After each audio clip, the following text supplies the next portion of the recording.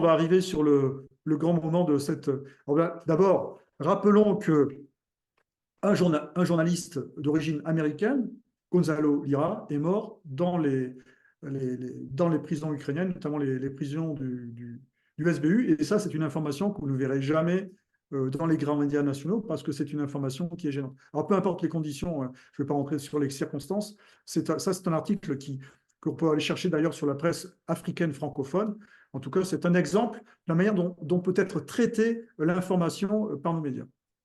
Alors, Alors maintenant, j'ajoute une petite chose là-dessus, c'est que les médias aux États-Unis, attention, hein, ça a été discret, mais en ont parlé.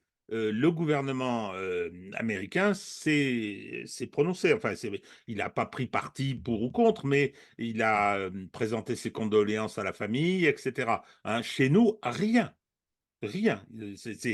On a vraiment un système médiatique. Je parle pas de l'infosphère, je parle pas des réseaux, mais notre système médiatique, c'est blackout total. Mais je pense pas que ce soit une volonté de ne pas parler de Gonzalo Lira, mais ils sont tellement obtus et tellement enfermés dans leur petite bulle que voilà, ils doivent même pas penser qu'il y a des journalistes américains en Ukraine. C'est impossible. Non, non, c'est pas comme ça.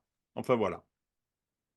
alors, pour en revenir dans cette espèce de narratif et de panique qui, en fait, touche aussi bien certains responsables politiques européens, certains responsables militaires européens, notamment suédois, et également les plateaux télé avec tous ces intervenants qui, il y a presque un an, imaginaient les forces ukrainiennes reprendre, bien sûr, le Donbass, les territoires tenus par les républiques autoproclamées, et surtout prendre pied et reconquérir la Crimée.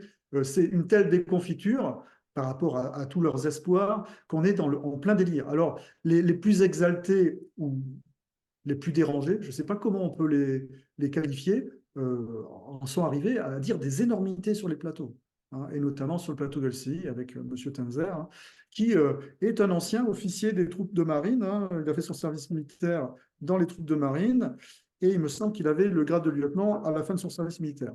Et, Oui, et, enfin, il a fait les EOR probablement, hein, mais oui, bon, à l'époque, je sais pas, vu l'âge qu'il a, ça devait être un an. Moi, je veux bien, hein, 2 mois de classe, les EOR, et puis bon, il sort, c'est normal, parce qu'après, il va être dans la réserve, ben, il sort lieutenant ou sous-lieutenant. Non, c'est un fanatique, c'est un fanatique. D'abord, il est payé par des officines américaines. Il est payé, il est à Atlantic Council et d'autres encore, hein, et c'est un fanatique. Le problème, là, on a affaire à un dingo, oui, avec non sa mais, copine. oui, ouais. Moi, je sais pas si le son va passer, mais on va écouter un petit peu ce qu'il dit parce que c'est quand même assez révélateur. La question, encore une fois, c'est celle Tu entends ou aujourd'hui de pas? la Oui, libération. oui. Et pour cela, je pense que nous pouvons, comme je le pensais le 24 février, et en fait, depuis 2014, je pense que nous avons tout à fait les moyens d'intervenir sans déclencher une troisième guerre mondiale, une guerre atomique. Et d'ailleurs, dans ce livre, j'essaye de montrer comment ce discours est totalement faux et a été finalement un instrument idéologique du Kremlin pour nous auto-dissuader. Donc concrètement, intervenir, ça veut dire quoi? Ça veut dire être capable de frapper des troupes russes ou bien sûr toutes les bases logistiques qui lui servent à mener la guerre avec nos armes s'il le faut et s'il le faut également nos soldats. Je ne plaide pas pour qu'il y ait des troupes au sol, je pense que ce n'est pas nécessaire, ce n'est pas du tout indispensable. Je ne suis pas pour une mobilisation générale des pays de l'Union européenne pour déclencher la guerre contre la Russie, non. Là, il s'agit précisément de la libération de l'Ukraine. Non. La question, encore une fois, c'est celle.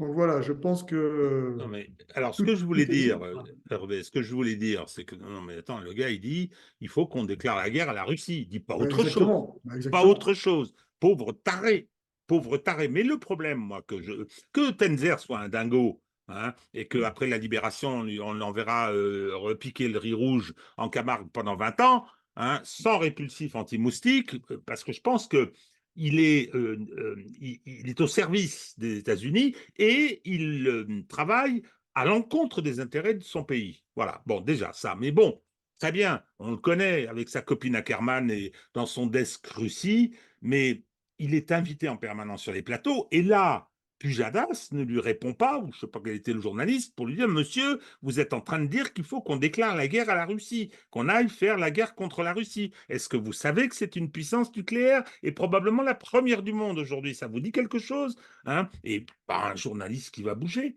On continue à les laisser s'exprimer, on invite des dingues et on les laisse parler. C'est un hôpital psychiatrique. Et quand je pense, alors bon, ça finit par mettre en colère que l'ARCOM ne dit rien, l'ARCOM ne bouge pas, les organes de contrôle ne disent rien.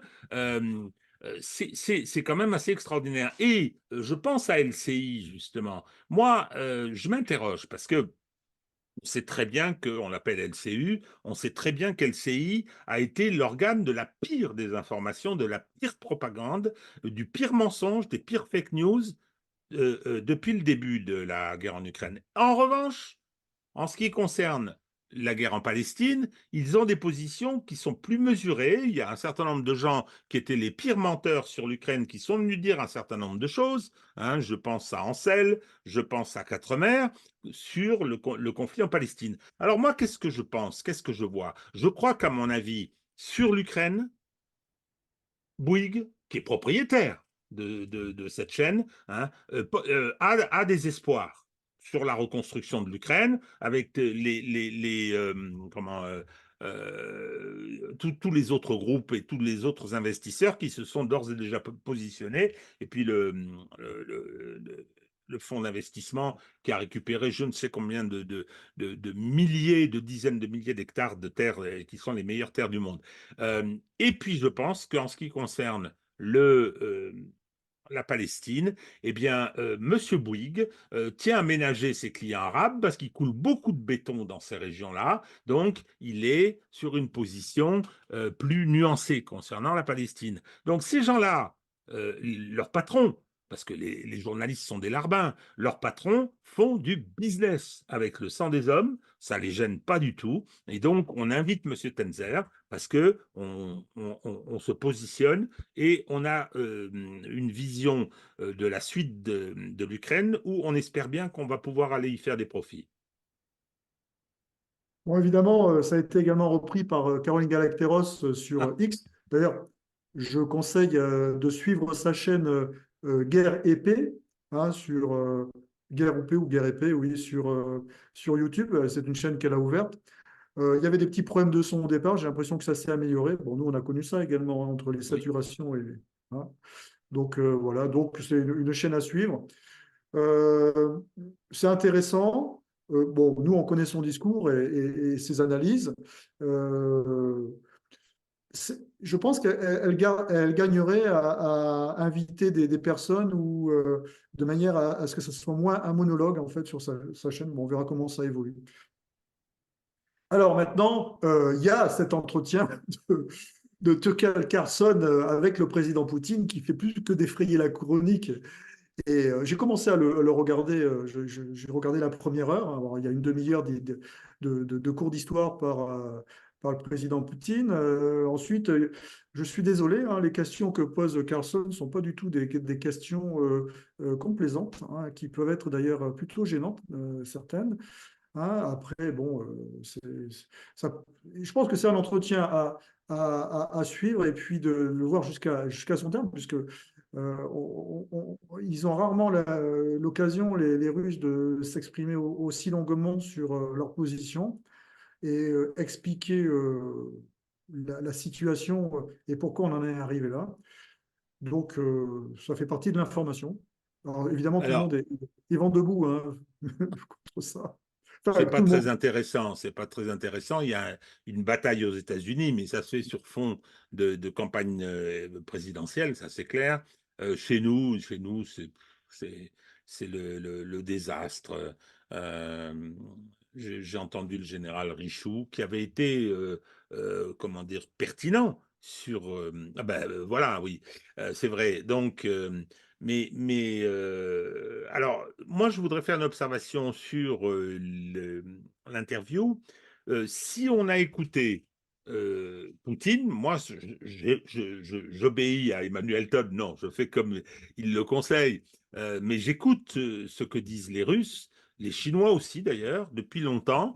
Ces discours, le discours du 22 février 2022, la fameuse conférence de presse de 4 heures il n'y a pas très longtemps, les transcriptions, etc. On ne peut pas être surpris, c'est-à-dire que ce qu'on entend dans cette conférence de presse, je ne veux pas dire je le savais déjà, mais j'étais déjà informé de ce qu'étaient les positions russes parce que je fais ce travail de veille.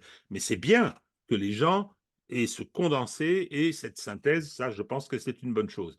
Moi, ce que je retiens de cette conférence, c'est la maîtrise de Vladimir Poutine. Vladimir Poutine, il défend une politique.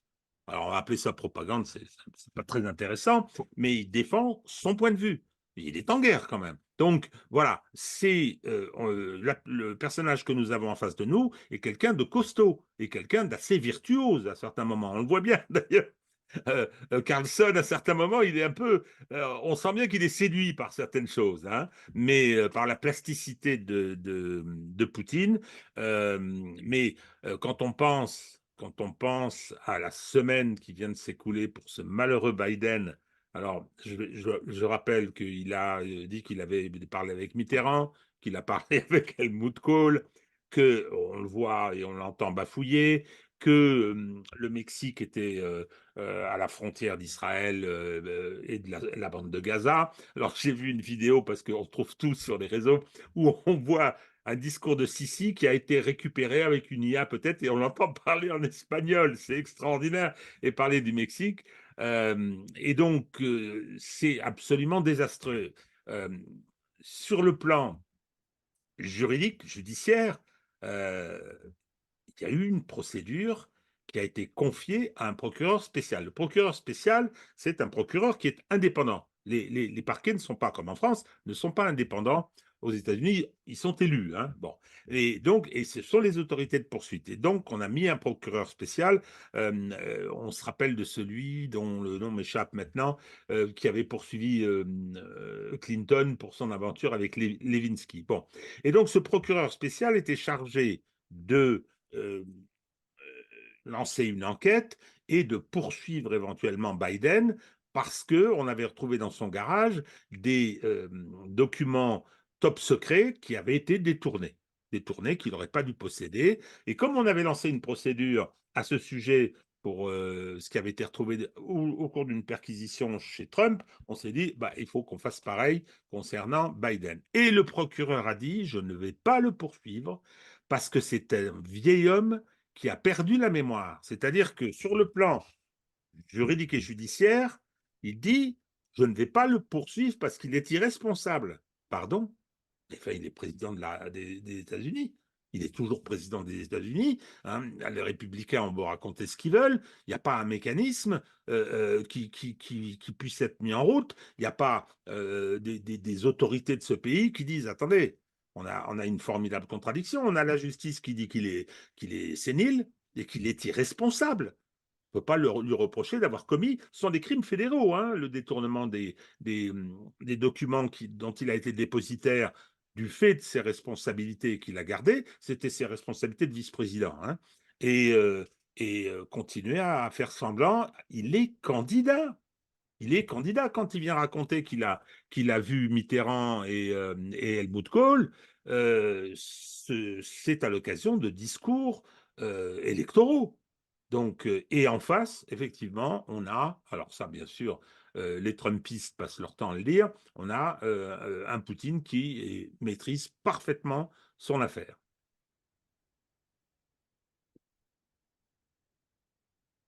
Alors maintenant, si on s'intéresse à l'information, sur cette euh, chaîne X, hein, ouais, chaîne X ou compte X plutôt, Tribune Populaire, bah, tu connais le gars qui s'occupe de Oui, ça, oui, hein. oui, Il a partagé une vidéo qui, encore une fois, montre que cette guerre, c'est une guerre oui. civile où il y a un jeune chef de char de Bradley qui s'est retrouvé opposé en fait à son père. Et ils sont tous les deux, qui est chef de char côté russe. Hein. Et donc, les deux se sont retrouvés opposés en combat et se sont même tirés dessus. Donc, encore un exemple qui montre que cette guerre est bien une guerre, une guerre civile. Et ce qui est rarement euh, rarement montré et puis expliqué, hein. Alors maintenant, concernant cette fameuse interview de Tucker Carlson, eh bien, Google a décidé de la sortir de ses, comment dire, de la manière qu'on puisse la retrouver en faisant une recherche Google, Ah bon? puisqu'on était arrivé à 120 millions de vues. On doit être maintenant quasiment à 140 millions de vues, ce qui prouve qu'il y a un intérêt. Oui, Alors, tout c'est le dit, moins qu'on puisse dire. oui, Alors, il y a également, ils doivent être à 30 ou 35 millions, je crois, sur YouTube, parce que ça a été publié en vidéo YouTube. Alors, ouais, peut-être qu'elle a été supprimée depuis, je ne sais pas. Alors, oui, Google a dit non, non, non. Google, il a dit on peut plus la retrouver. Non, mais c'est oui, incroyable. oui. En fait, en recherche Google, on ne peut plus la retrouver. Concernant la désinformation, évidemment, c'est la déconfiture de tous ces experts de plateau, plus ou moins économistes ou pas, qui sortent toujours les mêmes bêtises, notamment sur le niveau de PIB de l'économie russe qui était comparé à l'Espagne. Alors, toutes ces idées-là, en fait, n'ont pas aidé à comprendre la dimension de l'adversaire auquel était confronté, en fait, l'Occident, ce qui n'a pas aidé à prendre les mesures, éventuellement, pour le contrer ou le freiner. En tous les cas, c'est une vraie déconfiture et ça continue avec différents experts. Alors, c'est une petite note, c'est que alors c'est un site et un compte également X que je conseille de suivre, c'est un baron fou, toujours très très bon partage et très bon commentaire par rapport au partage qu'il fait. Donc maintenant, Raphaël Glucksmann, c'est le dernier des gaullistes. Bah, c'est du grand n'importe quoi, hein, surtout quand on connaît le parcours de Raphaël Glucksmann, Ouh là notamment là là là là, rends en l'argent, Géorgie. Raphaël, rends l'argent que tu as volé aux Géorgiens. Et Hein, déjà, hein? qui a Donc, été marié à l'ex-ministre de l'Intérieur géorgienne. qui a été aussi ministre de l'Intérieur ukrainienne et qu'on a Oui, arrêté à exactement. l'aéroport de Kiev parce qu'elle était enceinte, elle voulait accoucher en France, avec 6 millions de dollars en espèces sur elle. Tiens, tiens, tiens. Hein? Et qui, Rends l'argent, et qui est le Raphaël compagnon Glucksmann. actuel de Et Léa lui, Salamé. Oui. et lui, il a été, il y a des, alors il y a des interviews qui ressortent où il dit, vous savez, moi, quand je suis aux États-Unis, je suis chez moi beaucoup plus que quand je vais en Picardie, par exemple. C'est là où il y a que des consanguins, hein. Et donc, non, mais Tu c'est dis une ça en un petite. mot ou en plusieurs? Oh, Bon. tout. Non, mais c'est une fripouille. C'est simplement une fripouille. Il a été aux côtés de son père, qui fut le pire des staliniens, qui est devenu ensuite maoïste. Pour avoir été maoïste en France, moi, c'est ma jeunesse, ça. Hein. Ouais. Et ensuite, il est devenu néoconservateur. Il a conduit une délégation pour aller voir Chirac, qui les a reçus, était bien gentil, hein, pour l'inciter à intervenir en Irak en 2003. Et il était à la manœuvre, là. C'est un agent américain. Je suis désolé. Donc, et les socialistes, alors là, ils ont voté, les Ouais. militants, Alors, pour avoir Glucksmann tête de liste. petite information quand même sur la liste aux européennes du Parti socialiste. Le premier ouvrier, je dis bien le premier ouvrier, on le retrouve à la 41e place. Donc c'est un parti qui a un parti mais qui n'a plus rien de socialiste. C'est avéré. Oh, ben, ça fait un moment, mais bon. Ben là maintenant, Non, c'est mais prouvé. ils prennent un militant agent appointé néoconservateur comme tête de liste. Faut quand même le faire. Or, vous me direz, il y a notre ami François Hollande que toute la gauche a élu en 2012, pas moi, hein, qui dit que Biden est le meilleur président de l'histoire des États-Unis et qui continue à défendre les positions néocons les pires. Bon, tout ça, c'est un naufrage. Malheureusement, il n'y a pas que.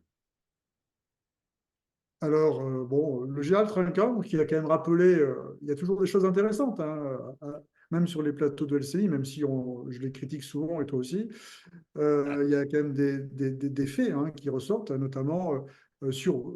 En fait, la vraie question actuellement, c'est pas tellement l'issue de la guerre maintenant, parce qu'on voit que l'issue de la guerre, on va dire, en l'état des forces, c'est plutôt mal emmanché pour les Ukrainiens, mais c'est quel est le projet ukrainien, quel est le projet de la société ukrainienne post-guerre. Et ça, c'est ça la vraie difficulté. Avec cette baisse de la natalité, cette fuite des populations à l'extérieur de l'Ukraine, c'est ça. Et c'est comme ça que l'on devrait réfléchir, en fait, déjà l'issue de ce conflit, quelle que soit l'issue, mais il est peu probable que les Russes abandonnent ne serait-ce que la Crimée et puis les parties de territoire qu'ils ont déjà conquises. Et il n'est pas impossible que les Hongrois s'intéressent à la partie hongroise, les Polonais à la Galicie. Alors, Trinquant, c'est celui qui dit que de toute façon, je martèle, la Russie a perdu la guerre. Ah bon, pourquoi? Parce qu'ils avaient décidé d'envahir et d'occuper toute l'Ukraine et ils n'y sont pas arrivés. C'est ça, hein, tu connais mieux que ce que Poutine, Gerasimov et Shoigu ont dans la tête, mais il l'a dit et répété à plusieurs reprises. Mais je ne sais pas comment ça se passe entre les émissions avec ces experts qui disent tout et n'importe quoi. Alors à ce sujet, j'ai été très déçu pendant la semaine. Je vais vous dire pourquoi, parce que j'ai demandé que sur, non je plaisante, sur l'adresse email, celle par laquelle par exemple on demande à être dans la liste de diffusion des PDF de notre cher Hervé, c'est que je voulais qu'on m'envoie des captures d'écran, les bouses, c'est-à-dire que ceux qui savent le faire, moi je ne sais pas le faire, et puis j'ai malheureusement pas le temps, de toutes les âneries qui ont été proférées au fur et à mesure, et les changements, j'en ai vu passer un cette semaine, mais j'ai oublié, tant pis, on ne va pas perdre de temps, je sais plus ce que c'était, quelqu'un qui avait... Ah, c'était Renaud Pila. Renaud Pila. Il dit, ouais, il y a 6 mois, il dit, tous ces gens qui critiquent Biden et tout, c'est un merveilleux président. Puis là, il dit, non, non, c'est plus possible. Hein. Il ne faut pas Non, qu'il mais soit candidat, il faut le débrancher. c'est le plateau d'Éric Brunet. De toute façon, le plateau d'Éric Brunet, c'est le Muppet Show. Hein. Quand tu le regardes, c'est pas vraiment pour avoir de l'information. Oui, c'est de la bouffonnerie. Hein. Je ne sais même pas s'ils préparent tous l'émission, tu vois. L'idée, c'est de sortir des grandes idées qui vont faire le buzz, que ce soit le général Richoux la dernière fois. Enfin, bon. Ils sont payés de toute façon pour ça, donc à la limite, hein, ils viennent cachetonner, et puis ça. Oui, c'est pas possible, Richou. Oui, c'est pas possible. Hein. Ils ont bien travaillé, ils font une bonne propagande, hein, les Russes. Il faut riposter, il faut envoyer des fake news en Afrique. Non, mais putain, c'est pas vrai, quoi. C'est pas possible. Il faut envoyer des fake news en Afrique, c'est tout ce que tu Alors, as trouvé.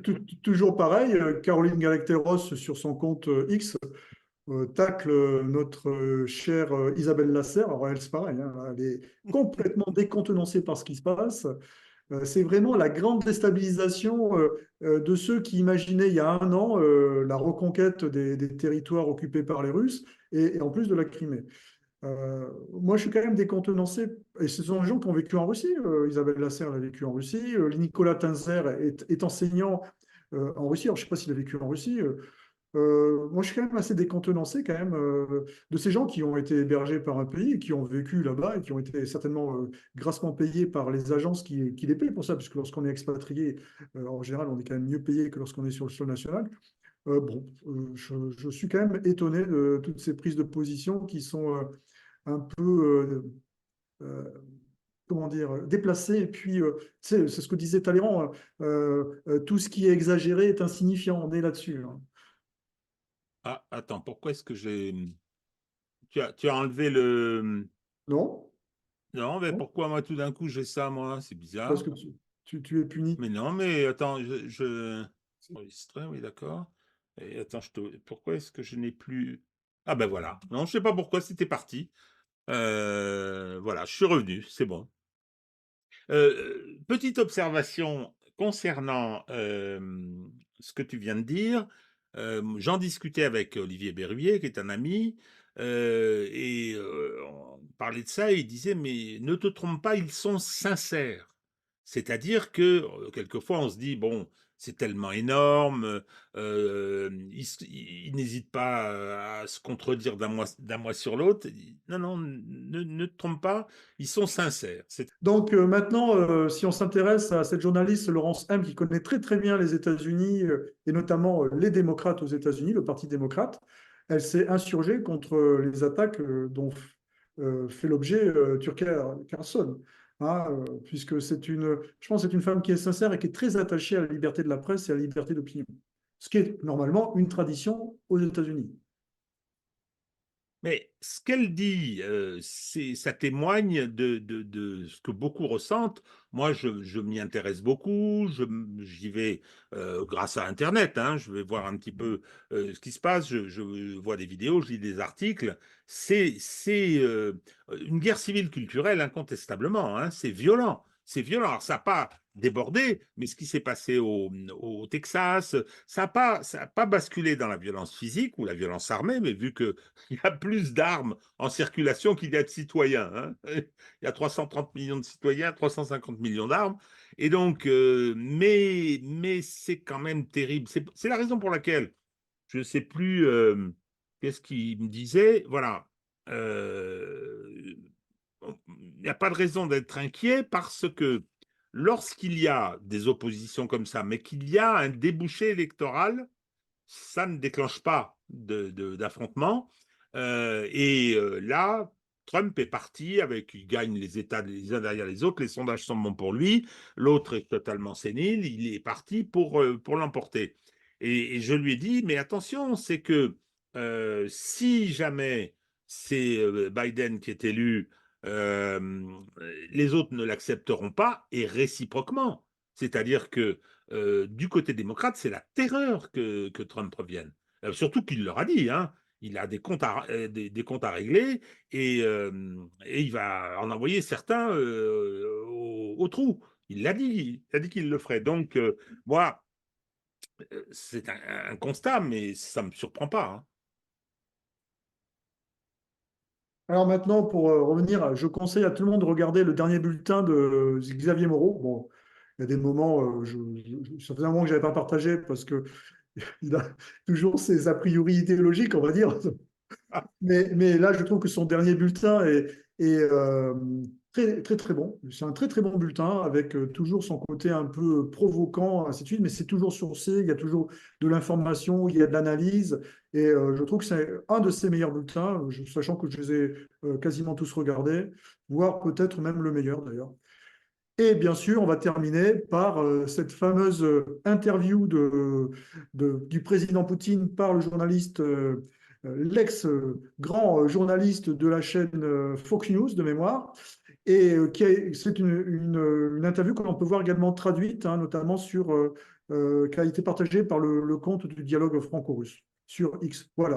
Alors, Voilà. attention, sur cette traduction, il Oui, y c'est ça. a une traduction en anglais Oui. et ensuite il y a des sous-titres à partir de Et la traduction en anglais, de C'est la ça, voix haute. exactement, Voilà, exactement, c'est c'est ça. ça. Alors, la traduction, c'est une traduction automatique. Parfois, il faut un petit peu adapter ce que l'on voit en termes de sous-titres, mais ça permet aux non-anglophones de suivre ce qui se dit. Donc, c'est quand même intéressant. Et oui, oui, je suis à peu près à 1 heure de suivi, moi, de l'interview. Alors, évidemment, ça me permet également de décrypter tout ce qui a été dit sur l'interview, hein, de voir dans quelle mesure c'est recevable ou pas. Voilà, ben, écoute, moi j'en ai terminé. Je vais arrêter le partage. Voilà. Hop.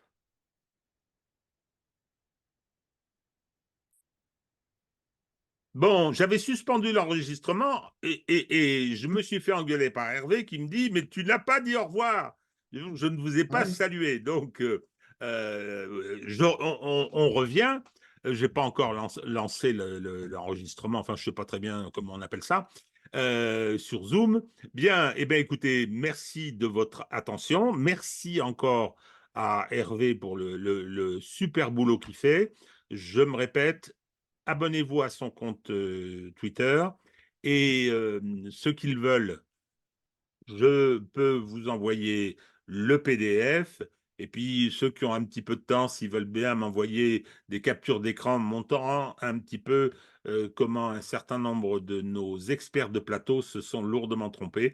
Voilà, ce serait une bonne chose puisque nous avons dit que ce sera à la fin de la foire qu'on Oui, comptera les bouses. oui, il y a un compte X qui comptabilise entre guillemets les bouses, c'est Dictature de la réalité. Ah, je ne connais pas, ben, je vais aller voir. Voilà. Je vais aller voir. Bon, eh bien salut Hervé.